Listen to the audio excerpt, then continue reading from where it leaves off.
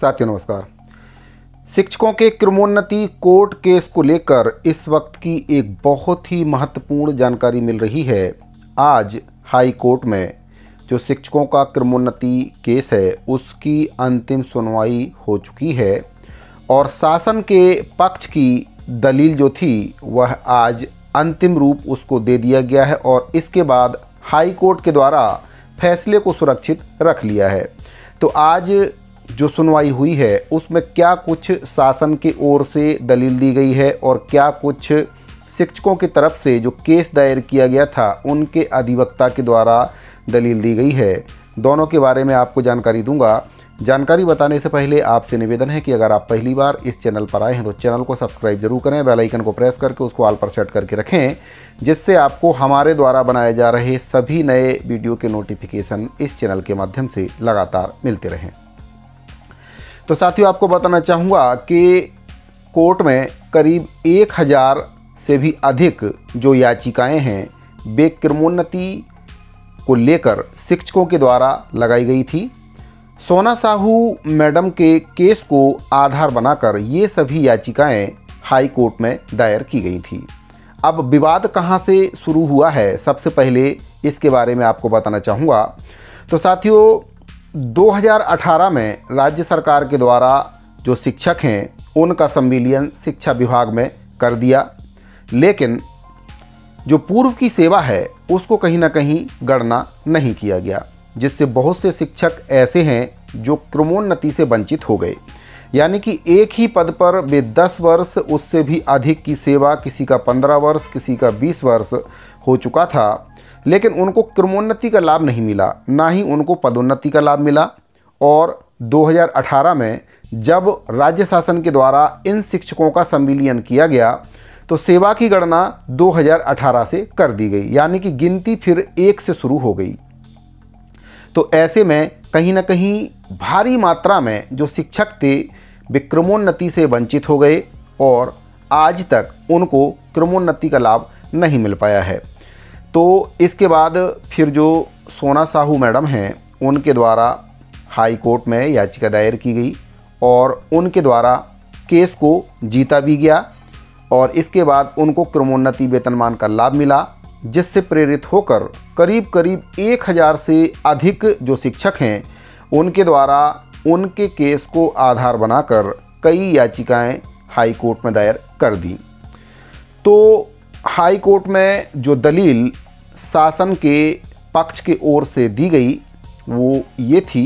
कि जो शिक्षक हैं उनका संविलियन 2018 में हुआ है और तभी से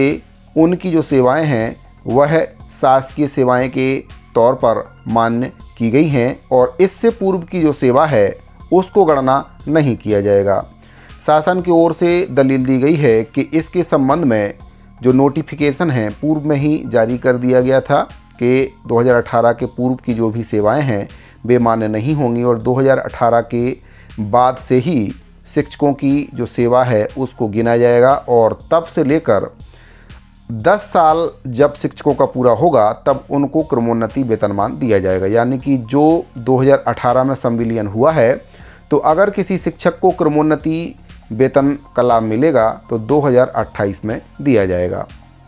इसको लेकर राज्य सरकार के द्वारा एक आदेश भी जारी किया गया है जिसमें बताया गया है कि 2018 में जो शिक्षक संविलियन हुए हैं उनको 2028 में क्रमोन्नति का लाभ दिया जाएगा।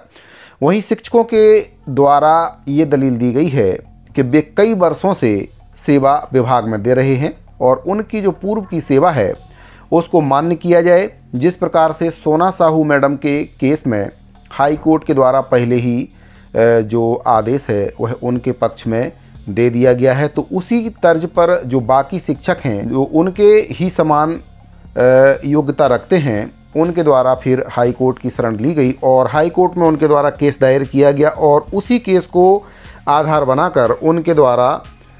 हाई कोर्ट से जो पूर्व की सेवा है उसको गणना करते हुए उनको क्रमोन्नति वेतन देने का लाभ उनके द्वारा हाई कोर्ट से मांगा गया। तो शासन की ओर से पेश जो अधिवक्ता थे उनके द्वारा तर्क दिया गया है कि 2017 में सर्कुलर केवल नियमित शिक्षकों के लिए लागू किया गया था और याचिकाकर्ता शिक्षक वर्ष 2018 में संविलियन के बाद शासकीय सेवक बने हैं, इसीलिए उनकी सेवा अवधि की गणना उसी वर्ष से की जाएगी, ना कि पंचायत सेवा के आरंभिक वर्ष से उनकी सेवा की गणना होगी।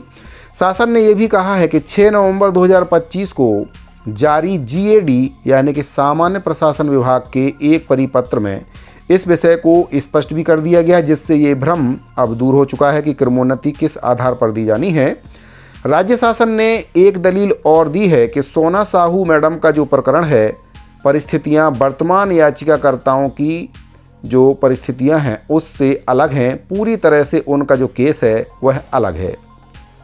इसीलिए उसे इन मामलों में मिसाल के तौर पर लागू नहीं किया जा सकता है। शासन की ओर से सुप्रीम कोर्ट के कुछ निर्णयों का हवाला भी दिया गया है, जिसमें रूल ऑफ लॉ के अनुसार पूर्ववर्ती सेवा की गणना तभी की जा सकती है जब संविलियन से पूर्व की सेवाएं नियमित या शासकीय रूप से रही हों।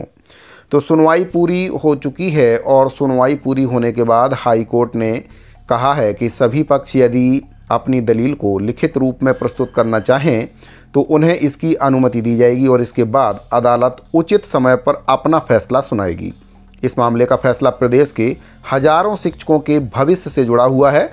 और जो वर्षों से शिक्षक क्रमोन्नति के लाभ की प्रतीक्षा कर रहे हैं, अगर अदालत का जो निर्णय है उनके पक्ष में आता है तो इससे शिक्षा विभाग के लाखों शिक्षक जो कई वर्षों से विभाग में अपनी सेवाएं दे रहे हैं उनको क्रमोन्नति वेतनमान का लाभ मिलेगा। साथ ही इसमें कई शिक्षक ऐसे हैं जो 20-20 वर्ष से एक ही पद पर अपनी सेवाएं दे रहे हैं, लेकिन उनको ना ही क्रमोन्नति मिली और ना ही उनको पदोन्नति मिली। तो एक प्रकार से ये देखा जाए तो उनके साथ अन्याय भी है, क्योंकि आधे से भी ज़्यादा जो सेवा है उनके द्वारा विभाग को पहले ही दे दी गई थी, लेकिन विभाग के द्वारा उनका ना ही पदोन्नति किया गया और ना ही क्रमोन्नति किया गया। और जब सोना साहू मैडम के द्वारा इसको लेकर कोर्ट केस किया गया और उनके पक्ष में फैसला आया तो लाखों शिक्षकों को इससे उम्मीद बंध गई कि अब उनके लिए भी हाई कोर्ट से इसी तरह का फैसला आएगा।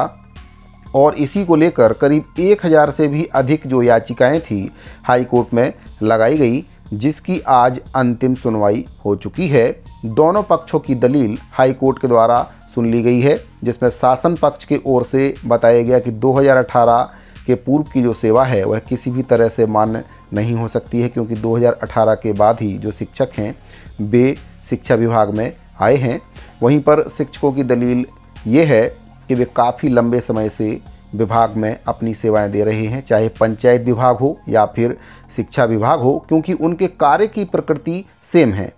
जब वे पंचायत विभाग में थे तब भी वे शिक्षण का काम करते थे और अब शिक्षा विभाग में हैं तब भी वे शिक्षण का काम कर रहे हैं और उन्हीं स्कूलों में वे पढ़ा रहे हैं जिसमें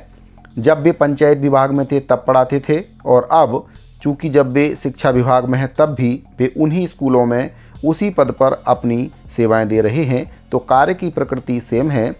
ऐसे में दोनों पक्षों की दलील हाई कोर्ट के द्वारा सुनी गई है और जो फैसला है वह सुरक्षित रख लिया है। अब इस पर जो अंतिम निर्णय है वह हाई कोर्ट को लेना है और देखने वाली बात ये होगी कि अगर हाई कोर्ट के द्वारा शिक्षकों के हक में फैसला दिया जाता है तो लाखों शिक्षकों को इससे फ़ायदा होने वाला है। तो साथियों, आज हाई कोर्ट में शिक्षकों को लेकर जो सुनवाई हुई है उससे संबंधित ये बहुत ही महत्वपूर्ण जानकारी मिल रही थी। उम्मीद करता हूँ कि दी गई जानकारी आपको पसंद आई होगी। अगर आपको जानकारी अच्छी लगी हो तो वीडियो को लाइक करें, अपने दूसरे साथियों को भी इस जानकारी को ज़्यादा से ज़्यादा शेयर करें। साथियों, इस वीडियो फिलहाल इतना ही, मिलते हैं अगली वीडियो में। अभी के लिए दीजिए इजाज़त। धन्यवाद।